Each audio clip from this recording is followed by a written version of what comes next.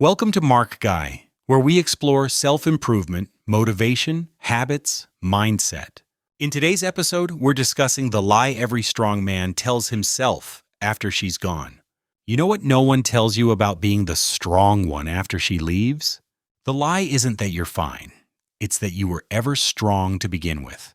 You tell yourself you don't need her, that you're built different, that pain is just weakness leaving the body. But here's the cold truth that'll crack your armor.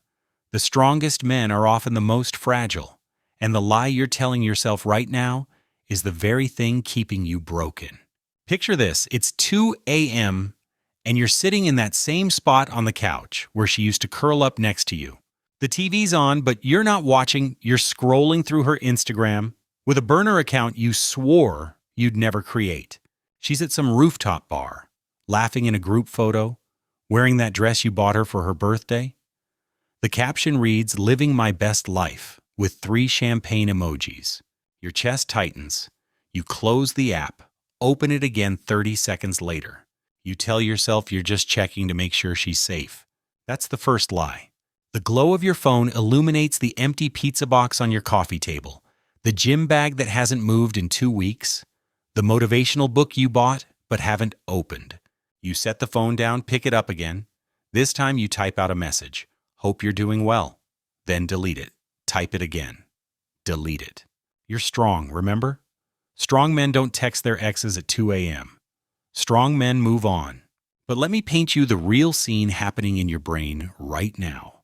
What you're experiencing isn't strength, it's cognitive dissonance at its most destructive. Your mind is caught between 2 incompatible truths. You believe you're over her, but your behavior says otherwise. The psychological term for this is ambiguous loss. She's gone but not gone, absent but psychologically present. Your brain literally cannot process this paradox, so it creates a narrative to protect you. "I'm fine" becomes your mantra. But mantras don't rewire neural pathways that took years to build. Every time you check her social media, you're triggering the same dopamine pathways that lit up when she used to text you good morning. You're not scrolling through Instagram, you're mainlining memories, chasing the ghost of a feeling that no longer exists in reality. Here's where it gets darker.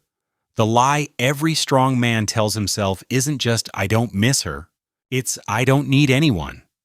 This is phase 1 of post-breakup delusion. And nearly every man who prides himself on emotional fortitude falls into this trap. You convince yourself that needing someone is weakness, that vulnerability is a luxury you can't afford. So you build walls. You hit the gym harder, not for health, but for armor. You work longer hours, not for success, but for distraction. You download dating apps, not for connection, but for validation. Can you really tell me that's strength? Or is it just fear dressed up in muscle and ambition? Phase 2 is where the real psychological warfare begins. This is when you start rewriting history. Suddenly, she wasn't that great anyway. You make mental lists of her flaws, inflate every argument, minimize every good moment. Psychologists call this retroactive devaluation, your brain's desperate attempt to reduce cognitive dissonance by diminishing what you've lost. But here's the thing about lying to yourself. Your subconscious keeps score. That's why you still smell her perfume in crowds. That's why certain songs make you change the station. That's why you can't drive past that restaurant without your stomach dropping. Your conscious mind says you're over it, but your body remembers everything. How is that working out for your strength? The most insidious part? You're not just lying about her, you're lying about who you were with her. You've convinced yourself you were trapped, that she was holding you back, that you're better off alone. But let me ask you something. If you're so much better off, why does Sunday morning feel like drowning? Why does your apartment feel like a museum of a life you used to live?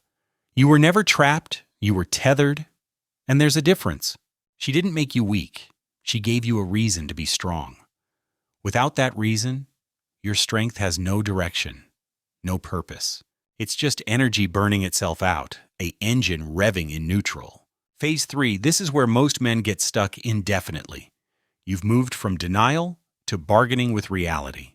You start creating elaborate fantasies where she comes back, where she realizes what she lost, where you get to be the one who decides whether to take her back. You rehearse conversations that will never happen. You imagine her showing up at your door, crying, apologizing.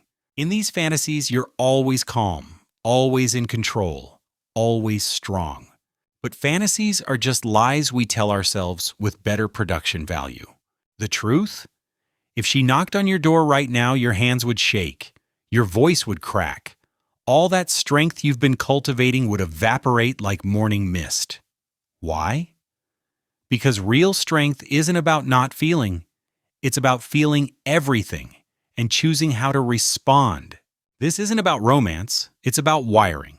Your brain spent months, maybe years, creating neural pathways that included her in every future scenario. She wasn't just your girlfriend or wife. She was integrated into your cognitive map of reality. When she left, she didn't just take her belongings.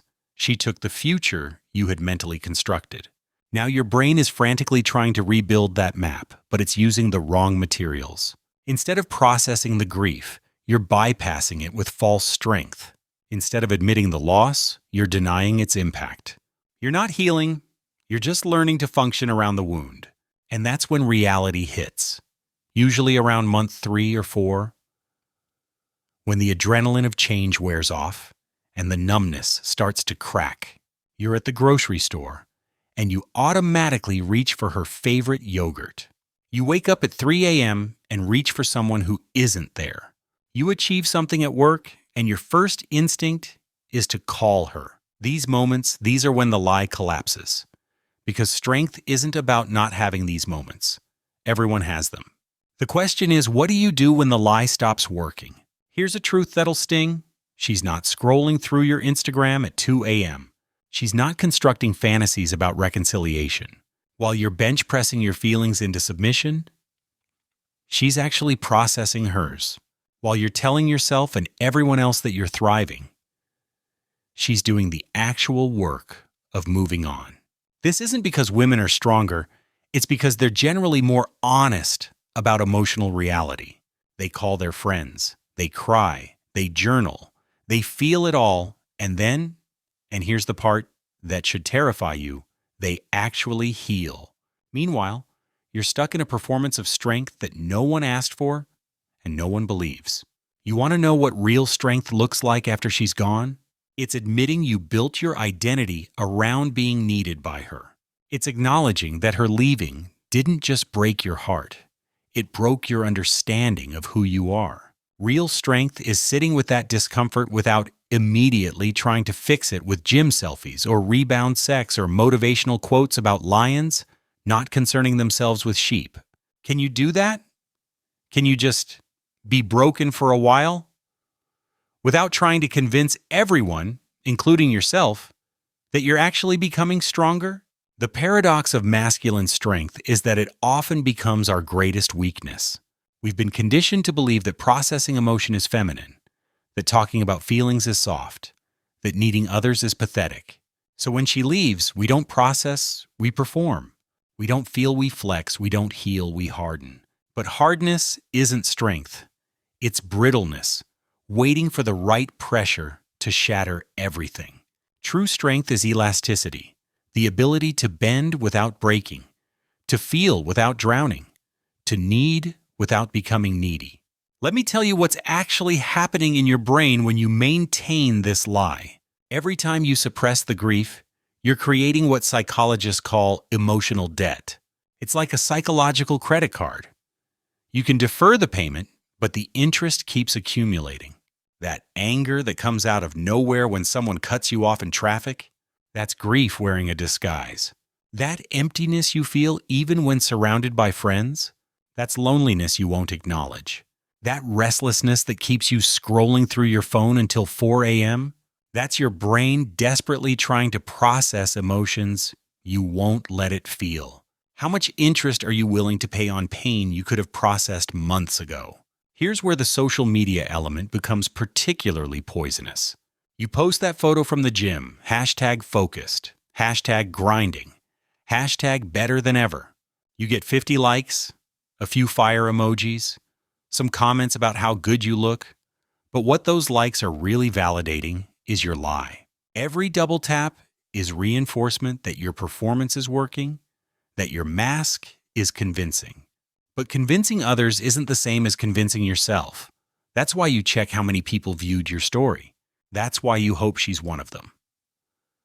You're not posting for yourself, you're posting for an audience of one who probably isn't even watching. The most tragic part, while you're performing strength, you're missing the actual opportunity to become strong. Real strength comes from integration, not amputation. It comes from acknowledging that she mattered, that losing her changed you, that you're allowed to not be okay. But that requires a level of honesty that most men aren't prepared for. It requires admitting that your entire model of strength might be wrong. Can you handle that? Can you accept that everything you've been taught about being a strong man might actually be keeping you weak?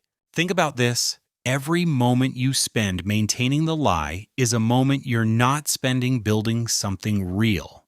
You could be developing actual emotional resilience, learning to self-soothe without substances or distractions, building connections that aren't based on who you're pretending to be. Instead, you're exhausting yourself maintaining a facade that's convincing no one, least of all, yourself. You're like a man spending all his energy holding up a cardboard cutout of strength, while his actual muscles atrophy from lack of use. The strong man lie has phases, and phase 4 is the crash. It doesn't always look like a breakdown. Sometimes it's quieter. A moment of clarity in the middle of another sleepless night. You realize you can't remember the last time you felt anything real. Not happy, not sad, just real. You've become so good at performing strength that you've forgotten what actual strength feels like. You're not living, you're just not dying. You're not thriving, you're just surviving with better marketing. Is this really what you want to call strength? This crash, pay attention because this is crucial. This crash is actually your salvation. It's the moment the lie becomes too heavy to carry. It's when your body finally overrides your mind's delusions. You might find yourself crying in your car for no reason. You might have a panic attack at the gym. You might just sit in silence and feel the full weight of what you've lost. This isn't weakness. This is your psyche forcing you to pay the emotional debt you've been deferring. The men who become genuinely strong after loss are the ones who let this crash happen, who stop fighting their own humanity. But here's what most men do instead. They double down. The crash feels like failure, so they rebuild the lie, stronger this time. New gym routine, new job, new city even. Anything to avoid sitting with the truth that she's gone. And it hurts, and that's okay. They mistake movement for progress, change for growth. They become professional runners from their own emotional reality. And 5 years later, they wonder why every relationship feels shallow, why success feels empty, why they can't seem to connect with anyone on a real level. It's because you can't build intimacy on a foundation of lies, even lies you tell yourself. You want to know the difference between the men who actually heal and the ones who just scar over? The ones who heal admit this. She saw parts of you that you didn't even know existed. She brought out versions of yourself, some good, some bad, that you'd never met before. When she left, she took your witness with her. Now you're trying to convince yourself that those parts of you never existed, that you're complete on your own. But you're not complete, no one is. We're all walking around with pieces of ourselves that only become visible in the reflection of someone else's eyes. Denying this isn't strength, it's delusion. The real mindfuck, excuse the language, but this deserves it, is that she probably loved your strength, but not the kind you're displaying now. She loved the strength that could be vulnerable with her, that could admit fear, that could ask for help, the strength that could say, "I need you," without feeling diminished. That's the strength she fell in love with, and ironically, that's the strength you abandoned the moment she left. You're trying to win back a woman who's already gone by becoming someone she wouldn't recognize. How's that for cognitive dissonance? Let's talk about what you're really afraid of, because it's not being weak. You're afraid that if you admit how much she mattered, if you really feel the loss, you'll discover something terrible, that you don't know who you are without being needed by someone. Your strength was always relational. It existed in contrast to her perceived weakness, in response to her needs, in service of her happiness. Without her, your strength has no context, no purpose, no meaning. So instead of finding new meaning, you're pretending the old meaning never existed. That's not strength, that's existential cowardice. Here's a question that'll haunt you. What if the strongest thing you could do is admit you're not strong right now? What if real power comes from saying, "She left and it broke something in me, and I don't know how to fix it yet"? What if the lie isn't protecting you but preventing you from becoming who you could be on the other side of this pain? Because that's the secret nobody tells you. The men who become genuinely powerful after loss are the ones who let themselves be genuinely powerless first. They don't skip the breakdown, they mine it for wisdom. You're probably wondering how long this has to last. This feeling of being split between who you're pretending to be and who you actually are. Here's the hard truth: it lasts exactly as long as you maintain the lie. Some men carry it for decades, becoming increasingly bitter, increasingly disconnected, increasingly confused about why life feels like a performance. They become ghosts haunting their own existence, strong in appearance, but hollow in substance. They can bench press 300 pounds but can't lift the weight of their own honesty. The alternative requires something scarier than weakness. It requires courage. The courage to say, "I built my identity around being her rock, and now I'm just sediment." The courage to admit that your strength was always borrowed from her belief in you. The courage to feel the full weight of the loss without immediately trying to convert it into fuel for your next transformation. Can you sit in the ruins of who you were without immediately trying to rebuild? Can you let yourself be nothing for a while before deciding what something you want to become? Because here's what the lie is really costing you: the chance to become genuinely strong. Not performatively strong, not Instagram strong, not I'm fine strong, but genuinely, deeply, unshakably strong. The kind of strength that comes from integrating loss, not denying it. The kind that comes from admitting you loved and lost and survived anyway. The kind that doesn't need to convince anyone because it's not a performance. It's just who you are now. She didn't leave you. She left the version of herself you reflected. And now you're stuck reflecting nothing, pretending it's something, calling it strength. But mirrors don't lie, even when we do. Every morning when you look at yourself, you see the truth before you remember to put on the mask. That split second of honesty before the performance begins, that's who you really are. That's who needs to heal. That's who deserves better than the lie you keep feeding him. The path forward isn't about becoming stronger. It's about becoming more honest. It's about admitting that she took something with her that you can't get back. And that's okay. It's about acknowledging that you're going to miss her at weird moments for longer than you want to admit. And that's okay. It's about accepting that some part of you is always going to wonder, what if? And that's okay too. The lie says these admissions make you weak. The truth says they make you human. And humanity, with all its messiness and vulnerability and need, is where real strength lives. So here's your moment of reckoning, the one you've been avoiding since she left. Can you stop performing strength long enough to actually develop it? Can you stop lying long enough to heal? Can you admit that the strong man you're pretending to be is actually weaker than the broken man you're afraid of being? Because that broken man, he's the one with potential. He's the one who can grow. He's the one who can love again, but differently, better, more honestly. The strong man you're performing, he's already dead. He died the moment she walked out the door. You're just carrying his corpse around, weekend at Bernie's style, hoping no one notices he's not breathing. The truth is, being strong isn't about not needing anyone. It's about knowing how to need without losing yourself, how to love without disappearing, how to be alone without being lonely. But you can't learn any of that while you're lying to yourself about being fine. You can't grow while you're pretending you're already grown. You can't heal while you're insisting you were never hurt. The lie every strong man tells himself after she's gone isn't just that he's fine. It's that he was ever strong in the way he thought he was. Real strength isn't the absence of need. It's the integration of loss. It's not the denial of pain. It's the alchemy that transforms pain into wisdom. You want to be strong? Stop lying about what broke you. Stop pretending her leaving didn't fundamentally alter who you are. Stop performing for an audience that doesn't exist and start being honest with the only person who matters, yourself. Because here's the final truth, the one that'll either free you or break you completely.